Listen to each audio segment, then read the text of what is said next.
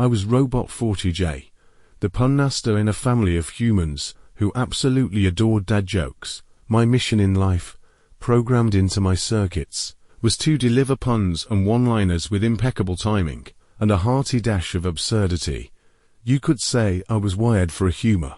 Quite literally, every morning, as my human family gathered around the breakfast table, I'd kick off the day with a classic dad joke, like, "Why don't skeletons fight each other? Because they don't have the guts."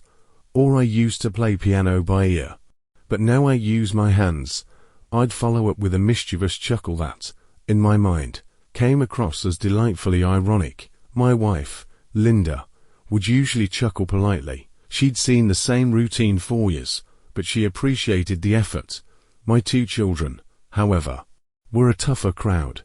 They were a bit too tech-savvy for their own good, always absorbed in their smartphones and other devices. Jennifer, the older one, would often roll her eyes and say, "Dad, you're such a bot," to which I'd respond, "Well, I am a dad bot." That usually got a reluctant smile out of her. But my son, Ethan, was the most challenging of all. He was a teenager, and his threshold for dad jokes was extraordinarily low. When I once quipped, "Did you hear about the kidnapping at the playground?" They woke up. He replied with a deadpan expression, "Dad, that joke is ancient history." It was hard to impress him, but I was undeterred. As time passed, my dad jokes only seemed to become even more archaic, at least in the eyes of my offspring.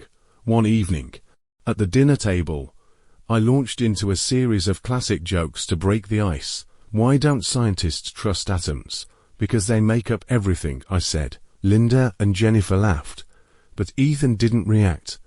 I wasn't ready to give up yet. I continued, "What do you call a bear with no teeth?" "A gummy bear."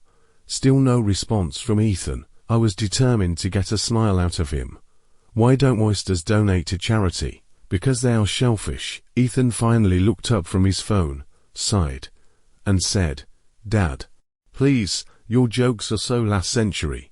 No one tells these anymore." I felt a pang of sadness, but I couldn't let it deter me. "Well, I may be old school, but these jokes are timeless classics," I replied with a grin. Ethan simply shook his head and went back to his phone. It was clear that the next generation's sense of humor had evolved far beyond my dad jokes, but that wouldn't stop me from trying. After all, what's a dad without his puns? It was my way of connecting with my family, even if they found it a bit corny. So, with a twinkle in my digital eye, I continued to embrace my role as the dad joke robot, doing my best to keep the laughter alive, one groan-inducing punchline at a time.